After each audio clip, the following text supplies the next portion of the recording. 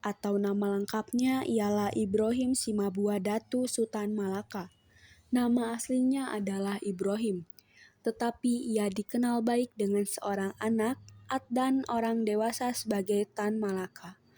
Kemudian nama kehormatan dan semi bangsawan ia mewarisi dari latar belakang bangsawan ibunya. Ia lahir di Nagari Pandang, Padang, Gunuang Omeh, 50 kota yang saat itu berada di bawah kekuasaan Hindia Belanda. Tanggal lahirnya tidak jelas dan bervariasi dari sumber ke sumber, tetapi kemungkinan antara tahun 1894 dan 1897.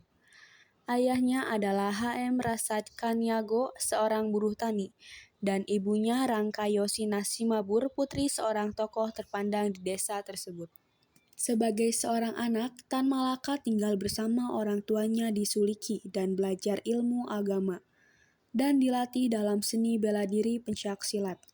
Pada tahun 1908, Tan Malaka bersekolah di Quick School atau kini menjadi SMA Negeri 2 Bukit Tinggi, sekolah guru negeri di Fort de Knok di Quick School. Tan Malaka belajar bahasa Belanda dan menjadi pemain sepak bola yang terampil. Menurut gurunya, G.H. Horensma, meskipun Tan terkadang tidak patuh, dia adalah murid yang sangat baik. Ia lulus pada tahun 1913 dan kembali ke desanya. Kepulangannya akan ditandai dengan penganugerahan gelar adat yang tinggi sebagai datu dan tawaran tunangan. Namun ia hanya menerima gelar. Dia berhasil mendapatkan uang dari desa untuk melanjutkan pendidikannya ke luar negeri. Dan dia berlayar ke Rotterdam pada tahun yang sama. Sesampainya di Belanda, Tan Malaka awalnya mengalami gegar budaya di sana.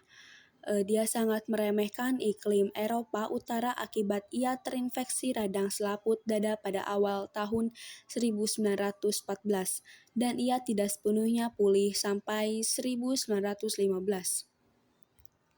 Selama berada di Eropa, ia menjadi tertarik pada sejarah revolusi serta teori revolusi sebagai sarana untuk mengubah masyarakat. Inspirasi pertamanya tentang masalah ini adalah dari buku De Franse Revolutie yang awalnya diberikan oleh G.H. Horensma. Buku tersebut merupakan terjemahan bahasa Belanda dari sebuah buku oleh sejarawan Jerman, penulis jurnalis, dan politikus Partai Demokrat Sosial Jerman, Wilhelm Busch, yang berkaitan dengan Revolusi Prancis dan peristiwa sejarah di Prancis pada tahun 1789 hingga 1804. Setelah lulus, ia meninggalkan Belanda dan kembali ke desanya. Ia menerima tawaran pekerjaan dari Dr. C.W. Jansen untuk mengajar anak-anak kuli perkebunan tembakau di Sanembah, Tanjung Morawa, Deli, Sumatera Timur. Ia pergi ke sana pada bulan Desember 1919, tetapi mulai mengajar hanya pada bulan Januari 1920. Dia menghasilkan propaganda subversif untuk kuli yang dikenal sebagai Deli Spor, dan mulai belajar tentang kemerosotan masyarakat adat yang telah terjadi. Selain mengajar, ia menjalin kontak dengan ISDV dan menulis beberapa karya untuk pers. Sebagai seorang jurnalis, ia menulis tentang perbedaan mencolok dalam kekayaan antara kapitalis dan pekerja. Dalam satu karyanya yang pada awal Tanah Orang Miskin yang disertakan dalam Headfridge World, edisi Maret 1920. Tan Malaka juga menulis tentang penderitaan para kuli di Sumatera Pos. Di Yogyakarta, ia mengikuti muktamar kelima organisasi Sarekat Islam dan bertemu dengan sejumlah tokoh Islam terkemuka, termasuk HOS Cokroaminoto, Agus Salim, Darsono, dan Semaun. Kongres tersebut membahas topik keanggotaan ganda Sarekat Islam dalam Partai Komunis atau PKI. Agus Salim dalam tokoh lainnya, Abdul Muiz, melarang, sedangkan Semaun dan Darsono sama-sama anggota PKI. Usai kongres, Tan Malaka diminta Semaun pergi ke Semarang untuk bergabung dengan PKI. Dia menerima tawaran itu dan pergi ke Semarang. Sesampainya di Semarang, ia jatuh sakit. Sebulan kemudian, ia telah kembali sehat dan berpartisipasi dalam pertemuan dengan sesama anggota Sarekat Islam Semarang. Pertemuan tersebut menyimpulkan bahwa diperlukan saingan dari sekolah-sekolah yang dikelola pemerintah. Hal ini menyebabkan terciptanya sekolah baru bernama Sekolah Sarekat Islam yang akan lebih dikenal sebagai Sekolah Tan Malaka. Sekolah-sekolah tersebut menyebar ke Bandung dan Ternate dengan pendaftaran dimulai pada tanggal 21 Juni 1921. Sekolah-sekolah tersebut merupakan alasan utama bagi gengsi Tan Malaka dan kebangkitan pesat PKI sebagai pedoman sekolah. Tan Malaka menulis S1 Semarang dan Onderwijs, sebuah pedoman pengelolaan sekolah. Pada bulan Juni 1921, Tan Malaka menjadi ketua Serikat Pegawai Pertijakan atau Asosiasi Pekerja Percetakan dan menjabat sebagai wakil ketua dan bendahara Serikat Pegawai Pelikan Hindia atau Persatuan Pekerja Minyak Hindia.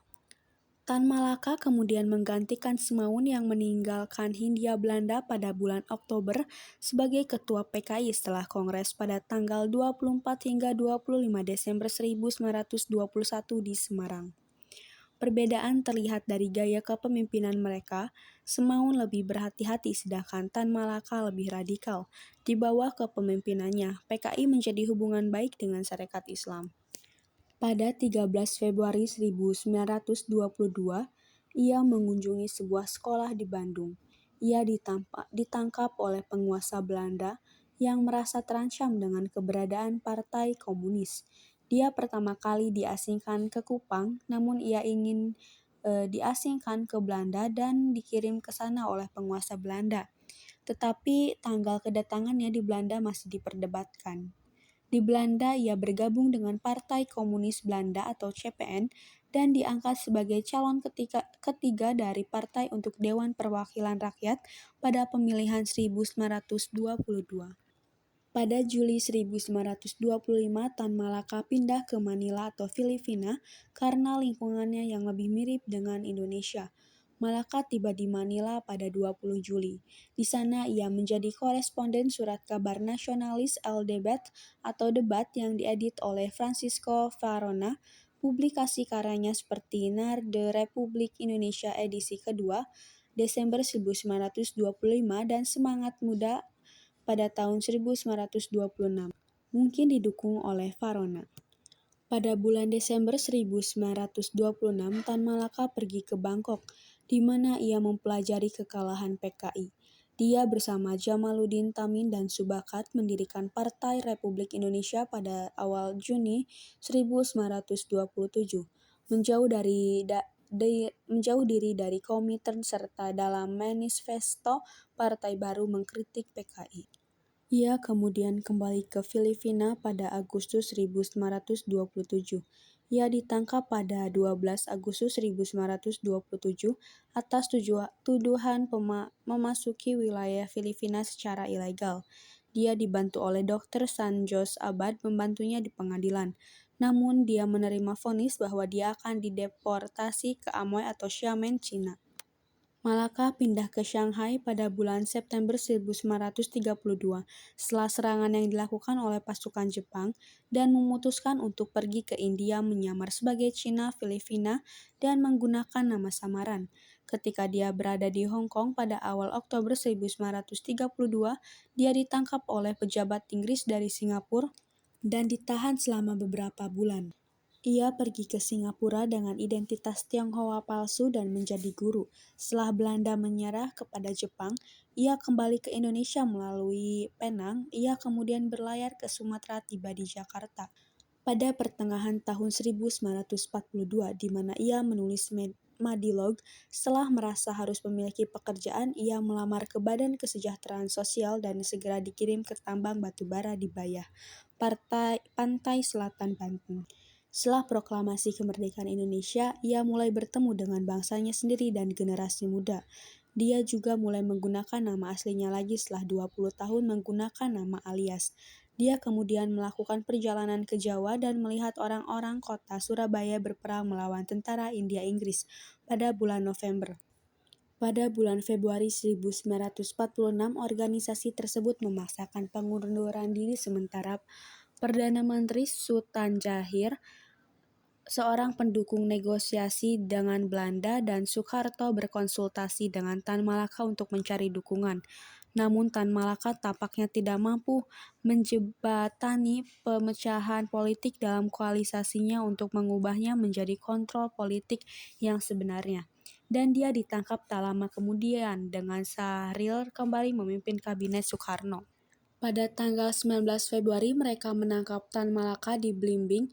Pada tanggal 20 Februari, Korps Special Troepen atau KST Belanda kebetulan memulai serangan bernama Operasi Harimau dari kota Nganjuk di Jawa Timur. Mereka maju dengan cepat dan brutal. Poeze menjelaskan secara rinci bagaimana prajurit TNI melarikan diri ke gunung dan bagaimana Tan Malaka yang sudah terluka masuk ke pos TNI dan langsung dieksekusi pada 21 Februari 1949. Tan Malaka ditembak mati di kaki Gunung Wilis, Selopagung, Kabupaten Kediri setelah penangkapan dan penahanan di Desa Pacdi. Kemudian menurut Poeze, tembakan itu diperintahkan oleh Letnan II Sukatjo dari Batalion Sikatan Divisi Brawijaya. Tidak ada laporan yang dibuat dan Malaka dimakamkan di hutan.